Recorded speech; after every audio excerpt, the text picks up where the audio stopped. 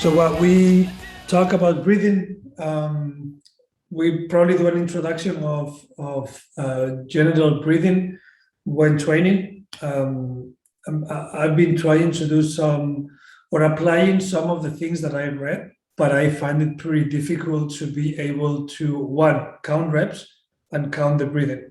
That I have to stop one or the other. I need to stop. Otherwise, I'm like, I have no clue if I'm at 12 or 18 burpees. And it's not like one or two, it's like 10, 8, or like set 1, set 3. It's probably I'm retarded in that way. But trying to do the 1, 2, 3, 1, 2, 3 and count reps, I'm like, fuck it. Well, what I have to do now? Yeah, it's hilarious, isn't it? But I think it's not so easy if you try to go multitasking. That's hard for a lot of people. Like, it's focusing on the counting, focusing a little bit on the movement, focus on doing the breath work properly.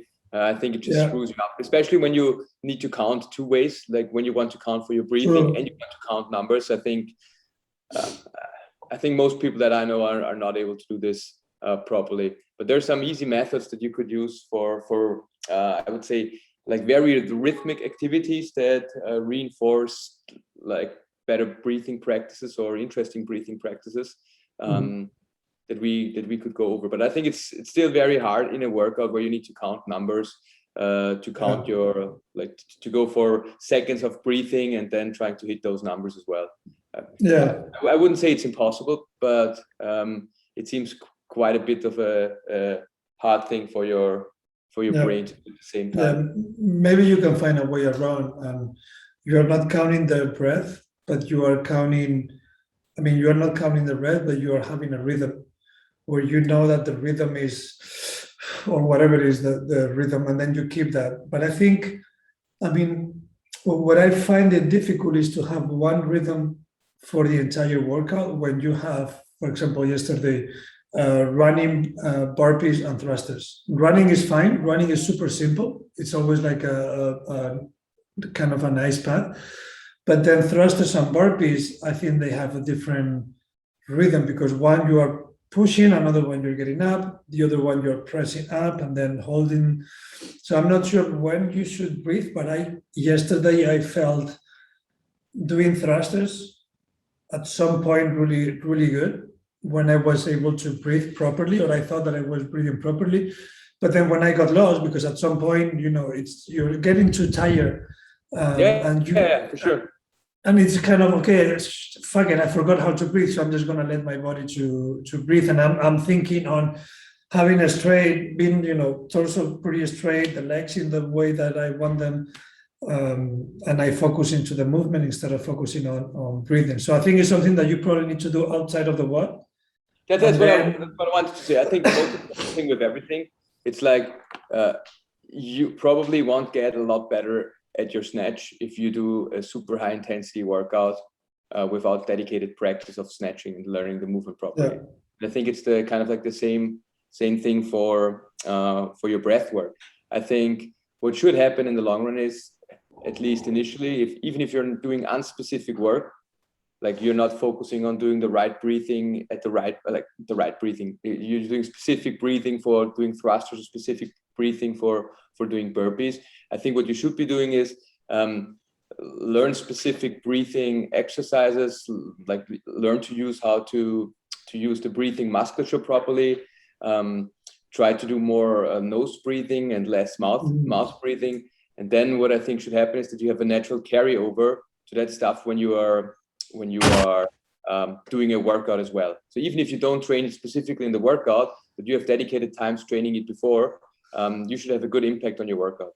It's kind of like it's the test, retest thing that Kelly Starrett promoted all the time. It's something that Sea Health does a lot as well. It's like, do the drill, forget the drill, and then see what happens. So if I show you a breathing exercise, you do this before the workout, and then you do something in the workout and it works better, it's totally okay. I think that should be kind of the goal. Breathing as well is in large part autonomous. Like it's self-regulatory and you can do it without thinking about it.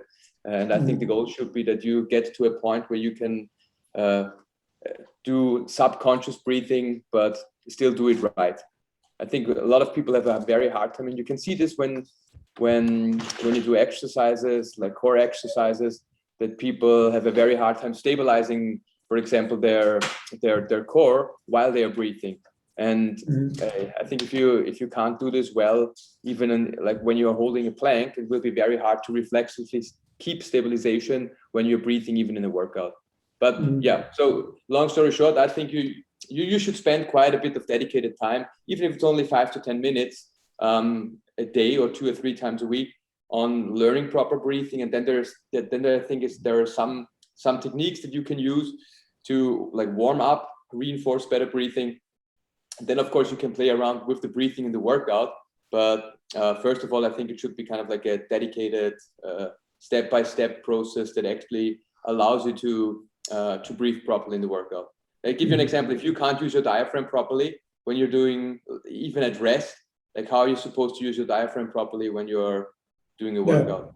If you're an upper chest breather constantly on a daily basis, like how the heck should you get rid of upper chest breathing during a workout? I think this is the stuff that doesn't work that properly. But for example, the upper chest breathing pattern, if you're going back to teaching people how to do like proper diaphragmatic breathing, you will see huge changes in the workouts.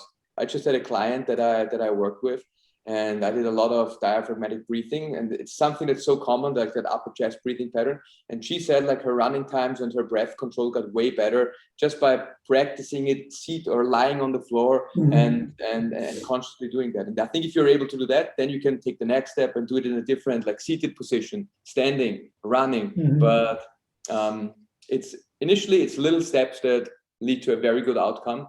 And it's very, very hard if you have been used to doing something to change it in a workout setting, maybe do some other stuff around it. I think that's super hard. Yeah, I find it more or less easy to do it on the warm-up. During the warm-up, when I'm doing, 5 thrusters, 5 box jump over, and then I'm thinking properly, okay, this is only 5 things, so I know when I'm breathing in, out, jump, or whatever it is. Then I think I'm able to do it at least. But when you put it on a workout, especially, I think workouts are a little bit different than going for a run or the bike. It's just you disconnect your brain. If just try to do a simple math multiplication without thinking on breathing, everything, try to do it before, at the beginning of the workout, and like middle part, like you are not able to do like 2 times 6 times whatever. You kind of get, I think your brain is a maybe mechanism of defense from your brain that uses to, I don't know, to put all the energy or resources into something else. And then your brain is kind of, and I think the better that you are as an athlete, the more that you can shut off your brain. I think we should talk a little bit more about the breathing techniques. Breathing. And I think one of the issues that I think we can address and talk about is that different breathing practices can be used in a workout, can be used in the warm-up, and they can be used quite dramatically. If you do them well, they can have huge impacts on how you perform. And I think something that's really nice to play around with is you have an autonomic nervous system that kind of regulates your arousal levels. And it's composed of this like sympathetic and parasympathetic nervous system. And depending on the balance of these two, you'll have kind of like a better function or not so optimal autonomic regulation, let's put it that way.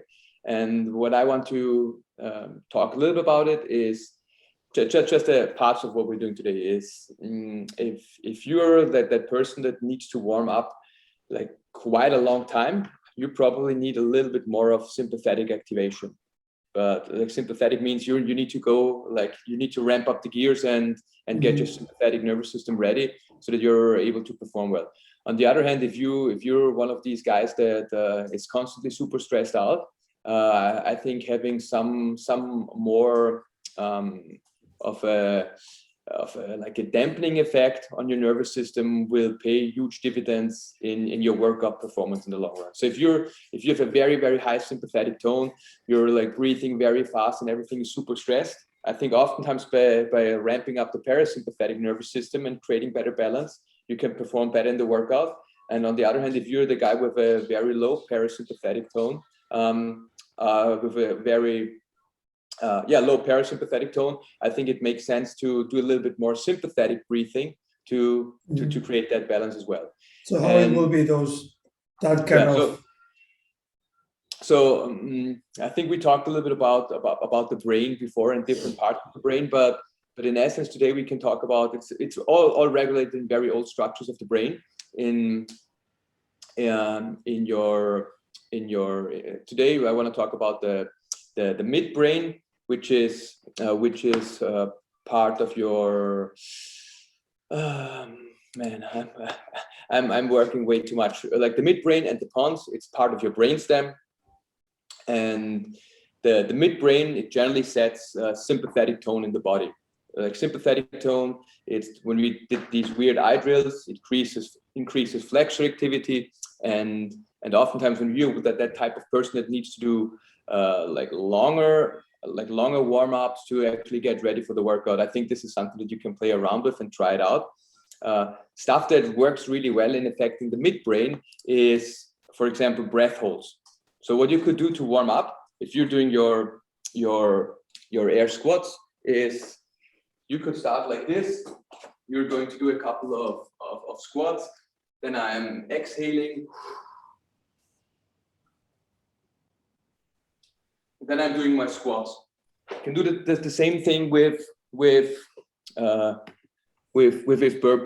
So you're getting a breath hold time for a couple of seconds that you can still maintain really well as you're doing your warm-up. You can do the same stuff on the air bike. I think this is the one, like having a little bit extended breath holds. When you go for a jog, you jog a little, you exhale, you keep that exhalation, take a couple of steps. When you have the first urge to breathe in, you can breathe in again, and then you do this a couple of times when you're doing your warm-up run, when you're doing your warm-up row. That's super good in increasing sympathetic tone. The other one, which is a little bit more harsh, I think, are air hunger drills. Like air hunger drills is you do the same thing that I just did, or you can use the assault bike or any other thing where you can create fairly high intensities. You do the same thing. You have an exhalation. You go super hard on the bike. You're holding your breath, and then the goal is to have these breath hold times being increased over time, but you're creating a lot of CO2 in your body because of all the muscular activation. And the higher the CO2 levels, the higher your urge to breathe is. And what you're basically trying to teach your body is to getting accustomed to higher CO2 levels in the blood, which also kind of like shunts down the reflex or the urge that you have for breathing. I think this is what so many people run into when they're doing workouts, is there is no need to breathe that much more, but they feel that they're almost like that they're not getting in enough oxygen and that they need to go. But in essence, I said that before, your oxygen levels, they are fairly constant. Your urge to breathe in that scenario is most likely driven by your CO2 levels in the blood. And the better you're able to tolerate higher CO2 levels, the better you will get at tolerating higher intensities without the urge to overbreathe. Like overbreathing is really something that's not beneficial in a workout setting, because the more you overbreathe, the more breaths you take per minute, the higher the likelihood is that you drop down the CO2 levels. And if you have very low CO2 levels, gas exchange gets really not that optimal at the cellular level, and it's harder for oxygen to get into the cells as well. So maintaining a stable CO2 level or being able to tolerate higher CO2 levels is actually really beneficial for getting oxygen into the muscle cells as well and tolerating higher intensity. So I think this is one, like it's a midbrain based targeted breathing practice. It's like you do extended breath holds, you do air hunger drills. This works really well. And if you try it, I think you'll get off the bike or after you come back from your run. I think you'll be able to move way quicker through your warm up and not spend ages doing the warm up. The other one is more in regards to having an activation of the parasympathetic system, and I'm going to show you like some easy drills that you can do for your pons. It's the part of the brainstem that's right under the midbrain, and it regulates it's kind of like the counter parasympathetic, and when we activate that, we decrease sympathetic tone. What you also see if you do this breathing well is that you increase your extensor tone. So this is also very cool. If you have an understanding of how breathing works, you can actually use your breathing way better for stretching as well. If I have like a hip flexor, I want to do a hip flexor stretch, for example, and or a mobilization, my warm up. If I'm able to increase my parasympathetic tone or decrease my sympathetic tone by activating the pons through breathing, what will happen is I create better extensor tone, and I'll be likely able to go into way better hip flexion or hip extension in this case, if I want to stretch my hip flexor into hip extension than without activating it. And it's the other thing that I said before is I think if you have a very high sympathetic tone and you're rushed and you're coming in, I think you should be practicing this kind of breathing to get the best out of your workout. One easy way of doing this is a very deep inhalation. So what I could do, and I'm just going to demo it in a lunge position now, yeah. So what I could do is I could go in a lunge position, tilt my pelvis forward, and then I'm going to inhale, and I'm trying to keep on inhaling for longer and longer time. So I inhale, and then I still try to inhale as much as I can.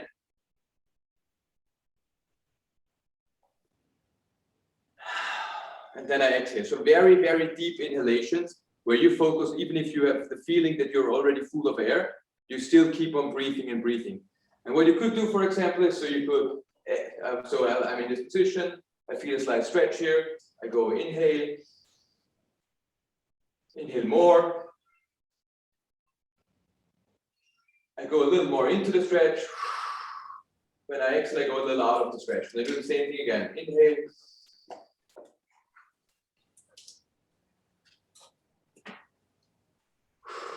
exhale. So one thing is, with that like really big inhalation, I'll hold it, I'll try to inhale more, and then I move a little more into the stretch. You could do the same thing sitting on a bike. When you're sitting on the bike, I wouldn't recommend doing it on the row because there's so much flexion and extension of the trunk as well. Or even with running, it works.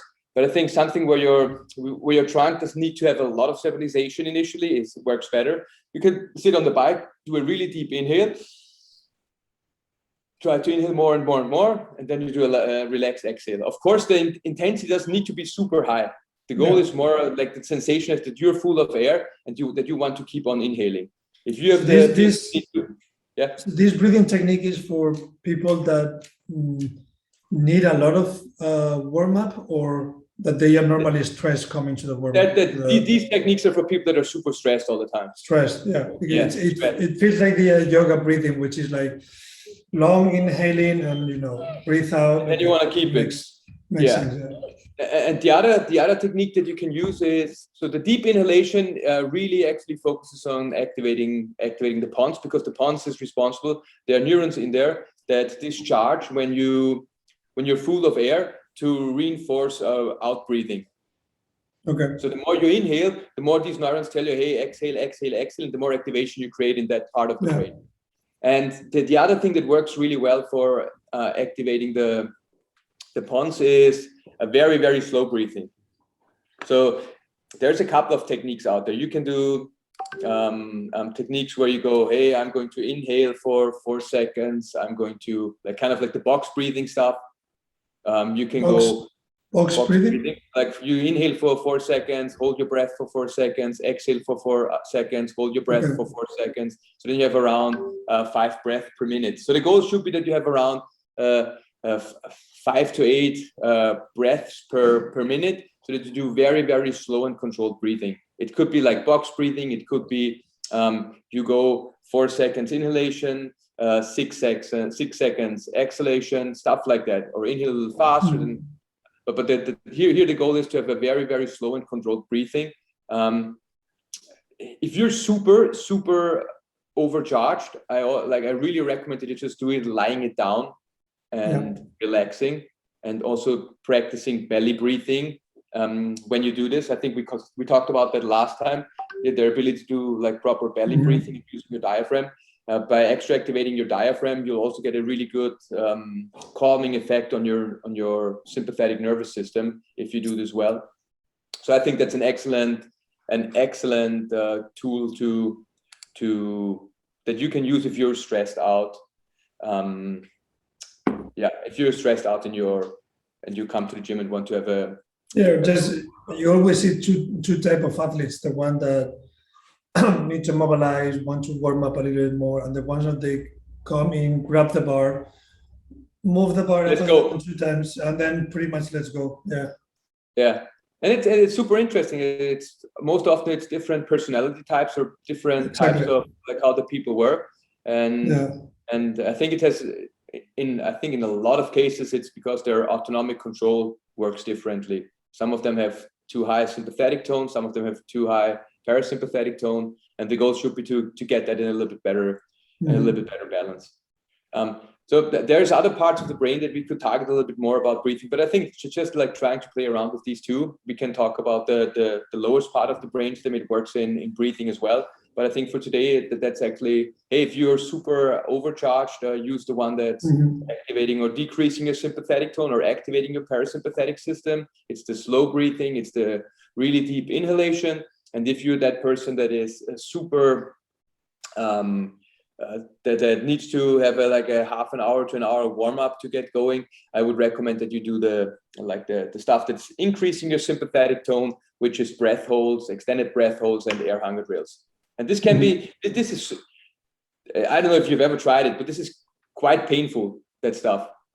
Like if you've never done air hunger drills, like sit on the bike, warm up for 2 to 3 minutes, then go 10 seconds, exhale, go 10 seconds, or try to go for 10 seconds, all out.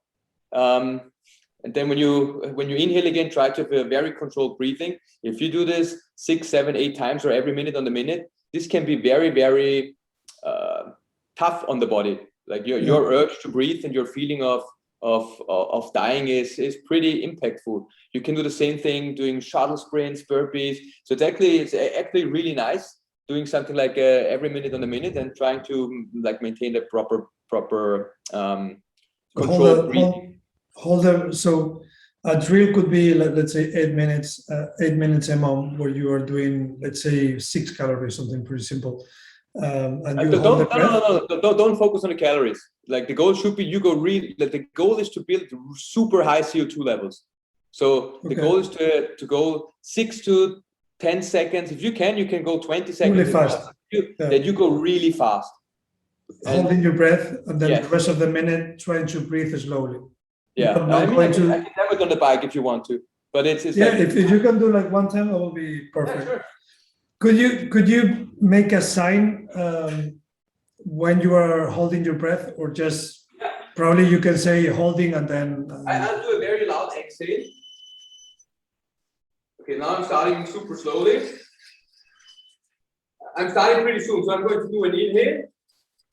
Now I'm going to do a deep exhale.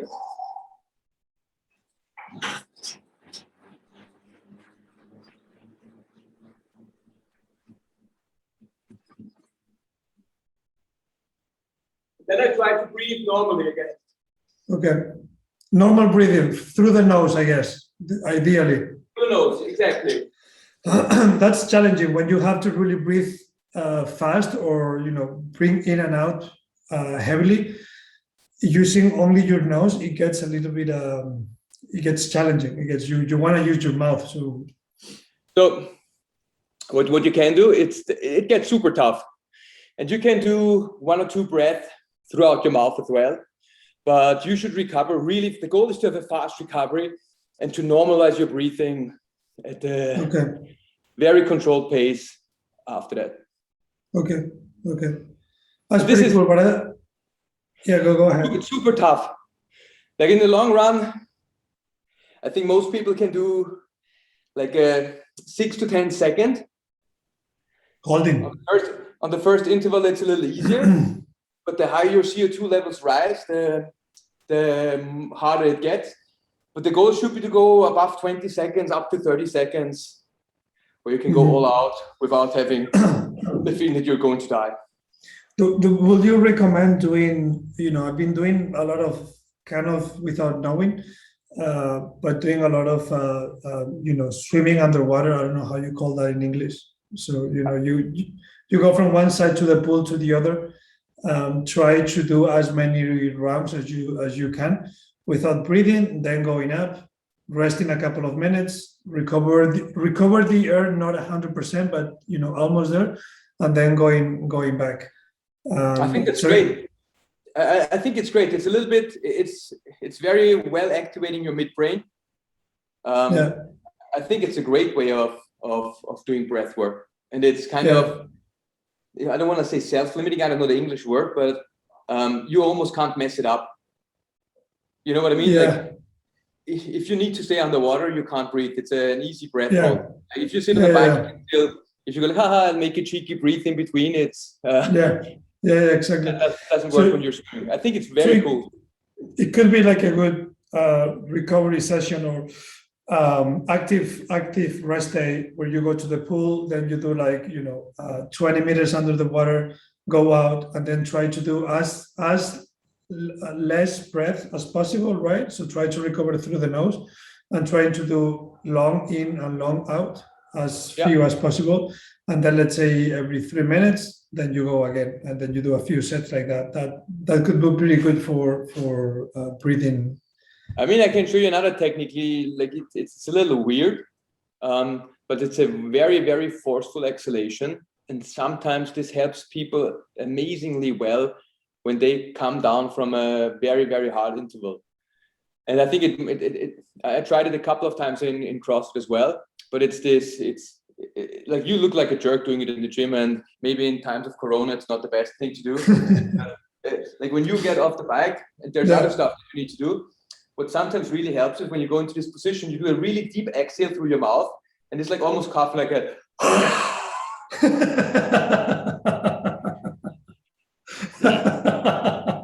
Like you get rid of CO2 pretty quickly. If you do this once or twice, you should feel way better. Like a lot of people feel way better, and they can go right into the workout and keep doing what they're doing. Yeah, I'm gonna try that. I used to do something. It's not as ridiculous as that, but it's like I think it's something that you people at the gym can tolerate. Yeah, it's quick, it does like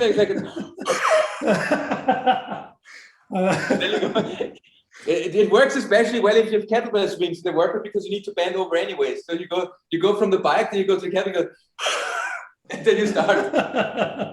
So every time you go down, you do that exhale, right? It's like a little bit more about this, like compression. But makes sense, right? Is when you cough heavily, you're doing like kind of like trying to eliminate everything. So I guess it follows the same principle. Like the goal is like you always have a volume of air in your lungs, like residual volume, and I think you can decrease it very much if you can't decrease it to zero, but if you do a really, really deep exhale, you get rid of a lot of CO2, and then the balance is a little bit more stabilized if you've done something super hard. But it should be like, I don't know, the workout is you row 30 calories once or do 30 calories on the bike once. It's a very, very hard, like I think it was one at the regionals, and then you did the sandbags over the shoulder and burpees, but it was super short. But stuff like this is where it works really well. If you go very, very hard, do one breath, like try to get out of this, like get out a lot of CO2, and then keep on going. I think that's something to play around with. If you feel that you're reaching your threshold, go like and then keep on working again. Yeah, that's a good one. Yeah, no, I think it's perfect timing now that we did these two type of warm-ups depending on the athlete. A little bit of the emergency breathing, to call it in some way, which is good. Like at some point you really need to, you have that feeling, I fucked it up, I went too fast. And now I'm not able to continue. So I need to rest or do this, for example, to try to recover. So then next episodes could be a bit more specific on one type of movement. If we are doing, 2 burpees or 20 burpees plus something else, and how do you breathe to optimize the movement? I think this is one that I've been talking at the gym recently, because I did a couple of our strength classes, is the Valsalva Maneuver. So when you're lifting heavy, what you actually want to do with your breathing to stabilize your spine. I think so many people have no idea how you actually breathe, and they just do something. And talk about what the musculature and the breathing does to mimic the effect of a lifting belt, and what the whole maneuver is about, and how to actually apply it properly. Because I think this is something that a lot of people really don't understand well. Yeah, that will be great. So Valsalva, and then we do some breathing strategies for workouts. I think that would be a good way to talk about that. Yeah, great. Cool. Basti, thanks a lot. Adrian, and I'll see you next week.